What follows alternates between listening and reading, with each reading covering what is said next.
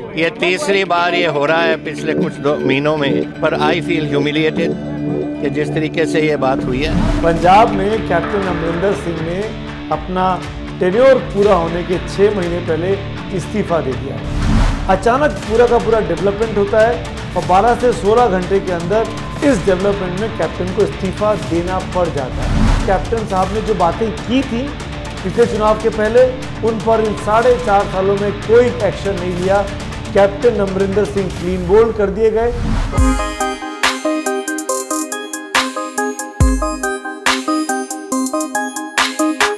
नमस्कार दोस्तों, वीकेंड के दिन आपको डिस्टर्ब कर रहा हूँ, माफ़ी चाहता हूँ। और बात बहुत साफ सी है, खबर बहुत बड़ी है।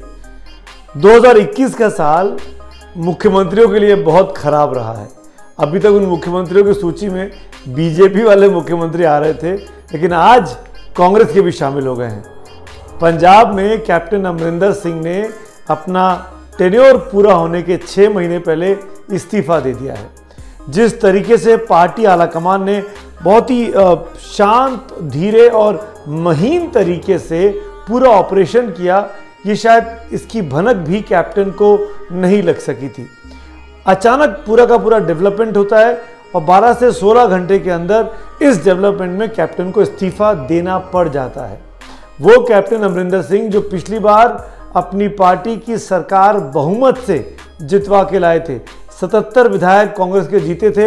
अब 3 आम आदमी पार्टी के बागी विधायक भी अमरिंदर के साथ हैं। तो जिस विधानसभा में 80 के आसपास विधायक हो कांग्रेस पार्टी के, वहां पर मुख्यमंत्री को इस्तीफा देना पड़ रहा है अपने आलाकमान की इच्छाओं के चलते, अपने खिलाफ अपने ही विधायकों की हुई बगावत के चलते, अपने ही ऊपर लगे वो तमाम इल्ज़ाम जिसमें ये कहा जा रहा है बार बार कि उन्होंने बहुत से मुद्दों पर, चाहे वो नशाबंदी का मामला हो, चाहे वो ड्रग्स पर रोक लगाने की बात हो, चाहे वो पूर्व की अकाली सरकारों के क्रियाकलापों पर एक्शन लेने की बात हो जो कि उन्होंने पिछली बार चुनावों के पहले वादा किया था, या गुरु ग्रंथ साहब की बेअदबी का मामला हो। ये 4-5 मामलों में कैप्टन साहब ने जो बातें की थी पिछले चुनाव के पहले, उन पर इन 4.5 सालों में कोई एक्शन नहीं लिया।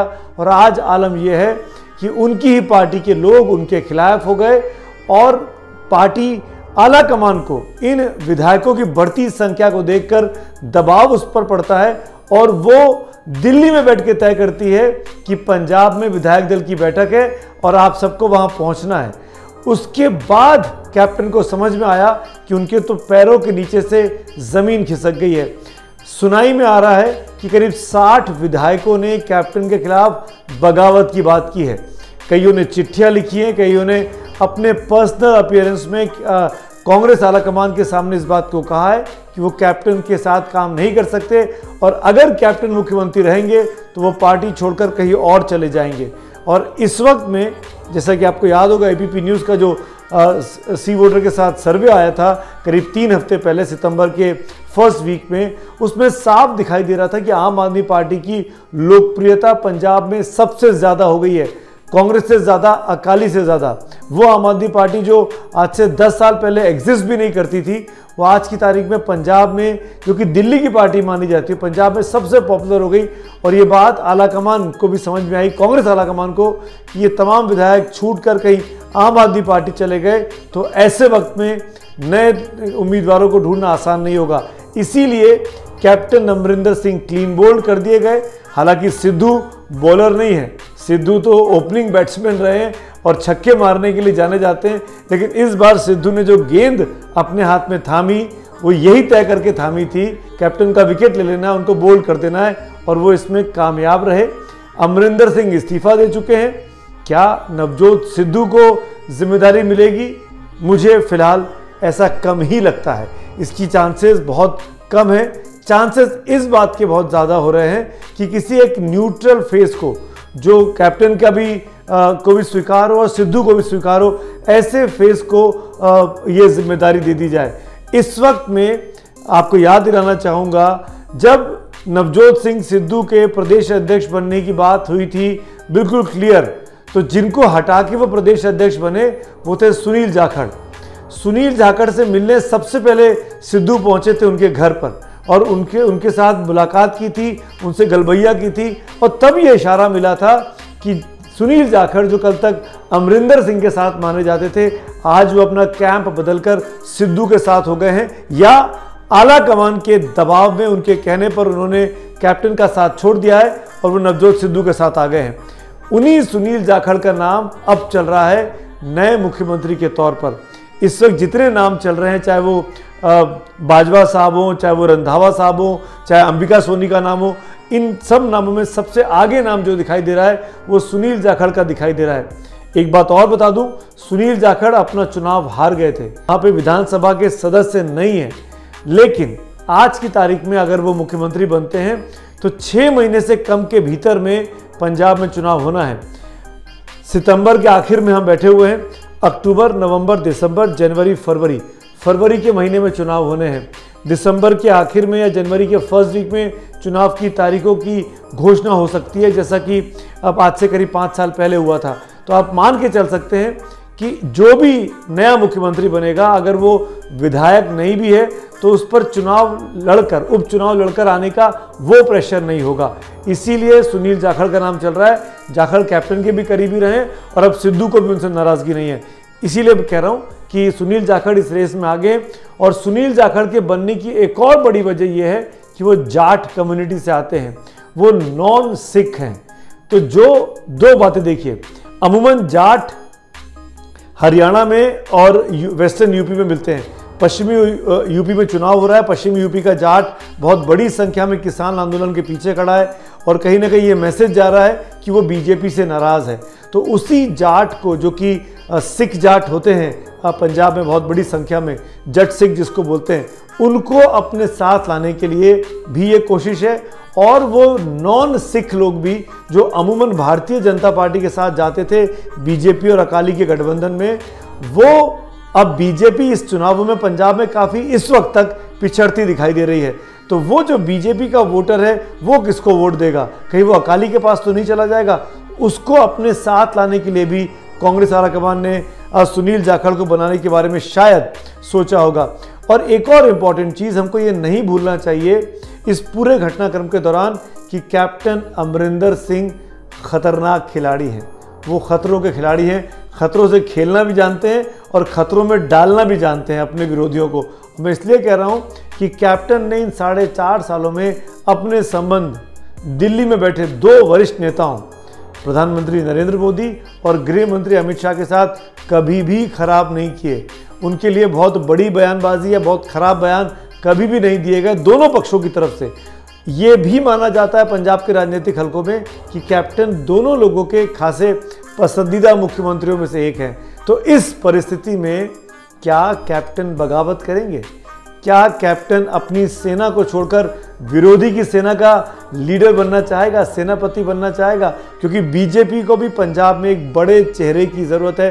बीजेपी की स्थिति किसान आंदोलन के बाद से, फार्म बिल्स के बाद से बहुत बुरी हो चुकी है। तो क्या कैप्टन बीजेपी के साथ शामिल होंगे या अपना एक अलग धड़ा बनाकर बीजेपी की मदद करेंगे या मदद लेंगे, या कैप्टन हाथ पे हाथ धरे बैठे रहेंगे और सिर्फ कांग्रेस को इन चुनावों में हराने का काम करेंगे, यानी धान बोने का काम करेंगे?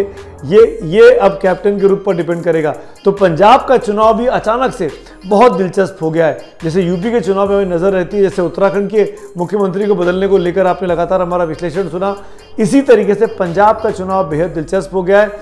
और इस पूरी उथल पुथल से जिस कांग्रेस पार्टी के खिलाफ एंटी इनकम्बेंसी चल रही थी, अब जब नया मुख्यमंत्री होगा, नई कैबिनेट बनेगी, ये तरीका भी बीजेपी ने सिखा दिया है गुजरात में कि आप पूरी की पूरी कैबिनेट बदल दो। तो ये मौका भी होगा नए मुख्यमंत्री के पास कि पुराने सारे मंत्रियों को बदल दो, तो एंटी इनकम्बेंसी को काफ़ी हद तक काट दो, ताकि चुनाव में आप अपने विरोधी यानी अकाली दल का मुकाबला कर सको। क्योंकि अकाली दल पर भी ये इल्ज़ाम है कि जब कृषि कानून पास हो रहे थे संसद में तो वो बीजेपी के साथ थी, उसके बाद उन्होंने एनडीए का साथ छोड़ा है, उसके बाद वो बागी हुए हैं। तो इन परिस्थितियों में ये एक कांग्रेस पार्टी ने, आप कह सकते हैं कि अब जो ताश खेलते हैं ना, ये ब्लाइंड खेला है, ये ब्लफ खेला है कि शायद तुक्का निशाने पर लग जाए। क्या ये तुक्का कांग्रेस पार्टी का निशाने पर लगेगा? ये तो फरवरी मार्च में पता लगेगा। लेकिन एक आप कह सकते हैं कि अनप्रेसिडेंटेड फैसला है अमूमन कांग्रेस ऐसा करती नहीं है। कांग्रेस आलाकमान बहुत ही सेफ डिफेंसिव वे में खेलता है, खेलने को जाना जाता है। माना जा रहा है कि यह पूरी की पूरी रणनीति प्रियंका गांधी और प्रशांत किशोर ने मिलकर तय की इस पूरे ऑपरेशन की।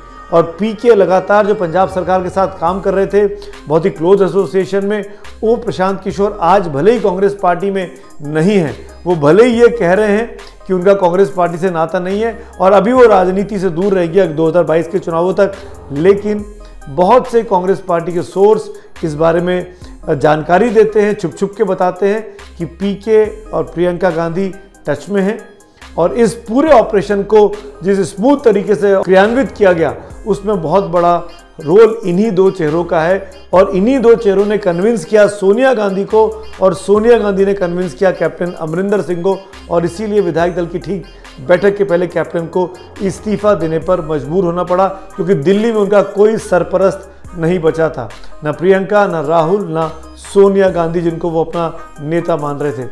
अब आखिर में एक लाइट बात और, प्रियंका गांधी असर्ट करती हैं, अपनी बात मनवा लेती हैं, अपनी बात कर लेती हैं। यही प्रियंका और यही प्रशांत किशोर की जोड़ी क्या यूपी में भी कांग्रेस पार्टी के लिए कोई रणनीति लेकर आ रही है, जहां पर कांग्रेस बेहद बुरी स्थिति में है बीते करीब 20, 25, 30 सालों से? उस पर अब हम सबको नज़र रखनी होगी, क्योंकि प्रशांत किशोर भले ही नाना कहें लेकिन वो कांग्रेस आलाकमान के बेहद करीबी लोगों में से हैं, जो स्ट्रेटजिस्ट का काम कर रहे हैं, सलाहकार का काम कर रहे हैं, रणनीतिकार का काम कर रहे हैं। इसीलिए मैं ये कहते हुए इस बात अपनी इस चर्चा को ख़त्म करूंगा कि अभी भी कांग्रेस पार्टी मैदान से भाग नहीं रही है, मैदान में खड़े रहकर डटकर मुकाबला करने की कोशिश कर रही है। और शायद यही हमारे लोकतंत्र की एक बेहद खूबसूरत ताकत है कि जो पार्टी को सारी दुनिया मान के चलती है कि बहुत पीछी है, ख़राब है, कुछ नहीं कर पा रही, वो पार्टी इस मरी गिरी स्थिति में भी लड़ने की हिम्मत कर रही है बड़ी बड़ी पार्टियों के सामने, बड़े बड़े विरोधियों के सामने। इस बात के लिए कांग्रेस पार्टी के इस अचानक से लिए फैसले की वजह से कैप्टन अमरिंदर भले ही कमज़ोर पड़े हों, लेकिन कांग्रेस आलाकमान की लीडरशिप ज़रूर इस्टेब्लिश होती है। धन्यवाद।